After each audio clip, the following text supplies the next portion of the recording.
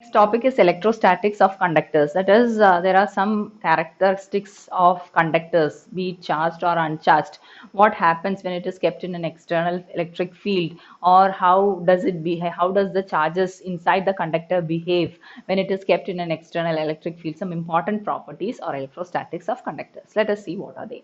So, first one, the net electric field in the interior of a conductor is zero. Suppose, look at this figure.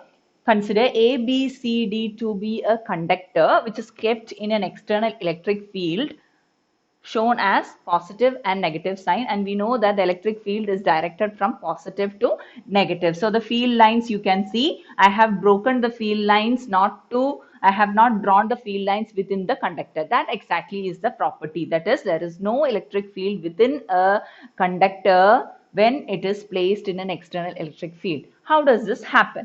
We know that inside a conductor there are large number of free electrons, and these free electrons can drift from one end to another.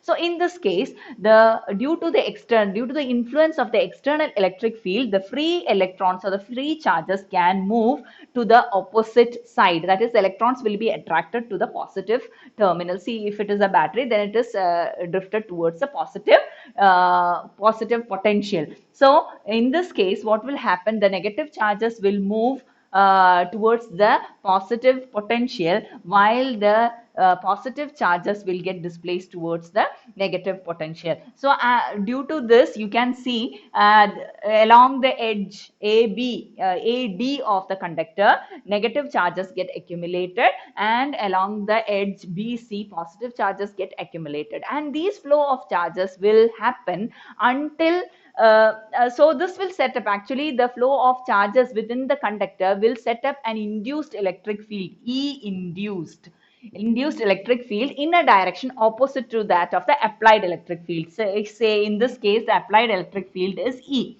So the induced electric field will be just the opposite of that of the external electric field, and this motion of the charges will happen until the external electric field and the induced electric field become equal and opposite. So the net electric field will be the sum of these two fields, and finally it will be zero because they are equal and opposite. So the net electric field E net is equal to zero within the conductor when it is placed in an external electric field. So this gives you an idea about the fact that in the interior, that is inside a conductor, when it is placed in an external electric field, its net electric field is supposed to be zero. Okay. Next, let us see the next property. That is, electric field E is normal to the surface of a charged conductor. That we have already seen in the case of equipotential surface. That is, electric field will always be normal to the equipotential surface, or an equipotential surface will be a plane perpendicular to the electric field. In this case also, suppose this is a conductor of any shape, it is given a charged conductor. You can see the electric field, when you consider the surface, it will always be perpendicular to the surface of the conductor. Suppose we think in a way that it is not normal, it has some component tangential or along the surface of the conductor. What will happen? The charges will move under static condition, but it is not possible. Under static conditions, the charges do not move. So this actually contradicting the theory. So we can say that E should always be normal to the surface of the conductor. That is, it cannot have any component along the surface or tangential to the surface of the conductor. Otherwise, what will happen? The charges will flow along the surface of the conductor under static condition, which is not possible. Next, the third property, or the third important characteristic you have to notice, that the net charge Q net in the interior of a charged conductor is zero, and any excess charge that is applied to a charged conductor will reside only on its surface.